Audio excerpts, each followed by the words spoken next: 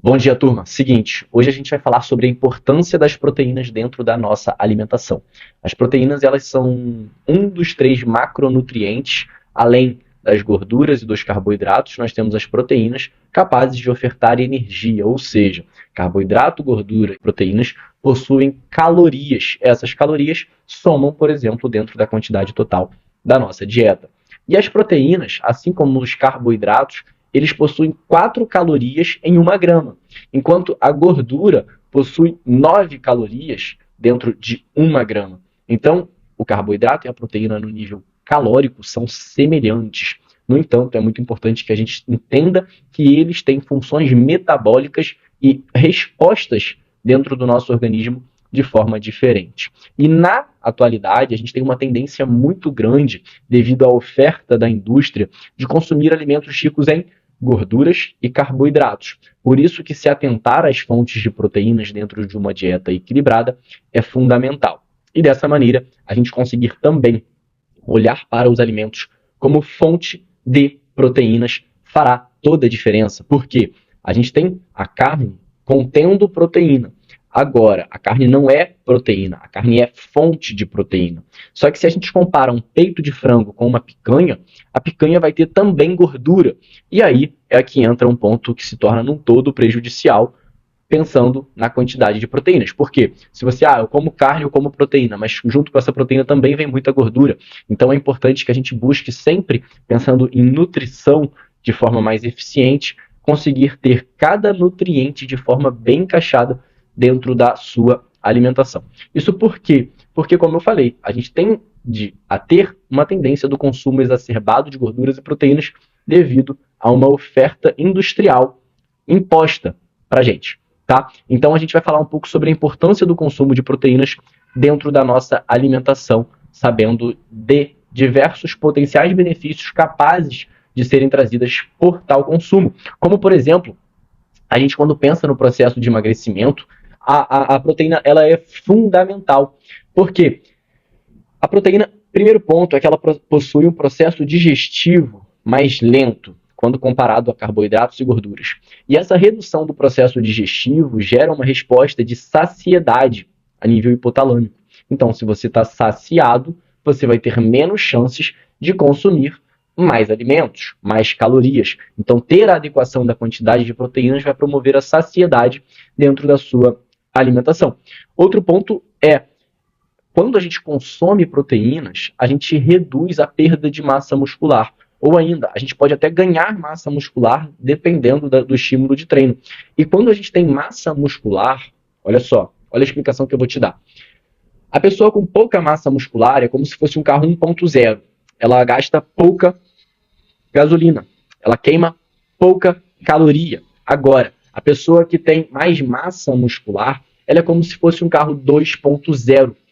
Ou seja, ela queima mais gasolina, ela queima mais energia. E quando você pensa no emagrecimento, para potencializar, né, esse emagrecimento precisando a gente gastar mais caloria, ter mais músculo é favorável, pensando justamente nesse potencial de queima, de oxidação. Então as proteínas com a função estrutural ali na massa muscular são fundamentais dentro do nosso direcionamento. E quando a gente pensa no processo de hipertrofia, é fundamental que a gente tenha proteínas na alimentação. Afinal, o treino vai lesionar aquela massa muscular, músculo é fibra, né? As carnes são proteínas. Então, quando a gente lesiona aquela massa muscular, a ingestão da proteína vai direcionar, né, quando absorvido, para reconstrução. E quando reconstrói mais forte, de forma crescente. Então, as proteínas são fundamentais, inclusive, para a síntese proteica dentro do processo de hipertrofia. E dois papéis muito importantes que pouco se falam, mas que eu gosto muito de trabalhar, é a função estrutural e a função metabólica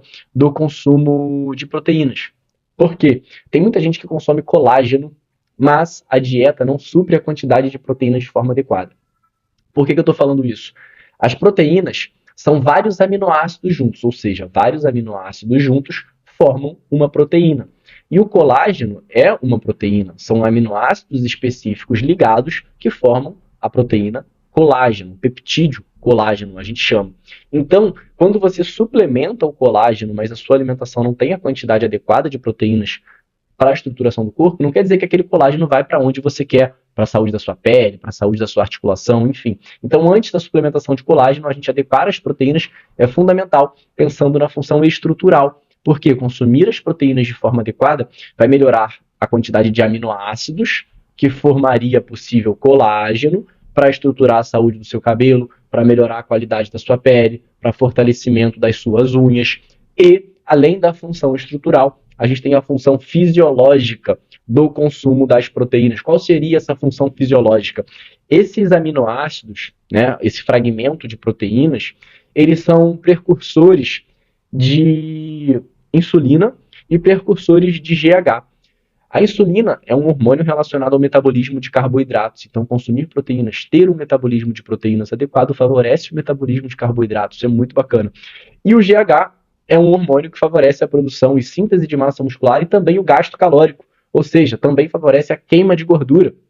Então você, tendo proteínas adequadas a nível fisiológico para a produção de insulina, para a produção de GH, melhora a resposta metabólica para a oxidação e trabalho no seu metabolismo de proteínas e também, de carboidratos e também de gorduras, ok? Então, sabendo que esses hormônios GH e insulina são formados a partir de proteínas, é fundamental que as proteínas sejam consumidas de forma adequada para repercutir no metabolismo como um todo. E quais são os alimentos que a gente hoje tem como fontes de proteínas? Alimentos não são proteína, carne não é proteína, mas é fundamental que a gente procure, como eu falei, comparando o frango com a picanha, a menor quantidade de gorduras possível, porque a gente quer a proteína da carne, não a gordura dela, né? As carnes já não tendem a ter carboidratos. Eu trago algumas fontes pra gente, algumas das quais a gente já trabalha atualmente, que é o peito de frango grelhado, a gente tem o patinho, a gente tem o salmão, o atum, uma excelente fonte de proteínas, tá? De excelente digestibilidade, a tilápia,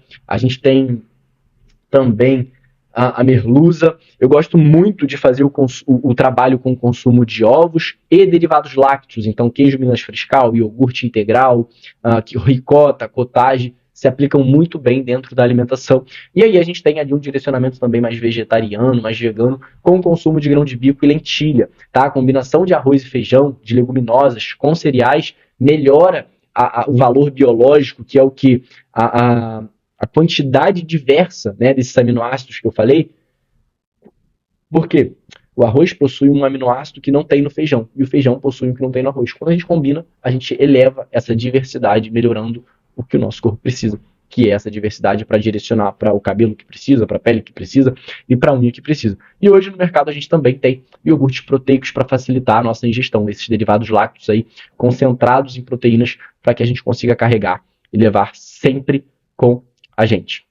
Então hoje a gente precisa entender que o consumo de proteínas ele se faz fundamental, tanto a nível, no nosso caso, especialmente de emagrecimento, ganho de massa muscular, função fisiológica com a produção de alguns hormônios e função estrutural como composição de tecidos do nosso organismo. Então vamos saber encaixar e trabalhar com as proteínas, não abrindo mão delas dentro do nosso dia a dia e da nossa alimentação. Eu fico por aqui, até mais.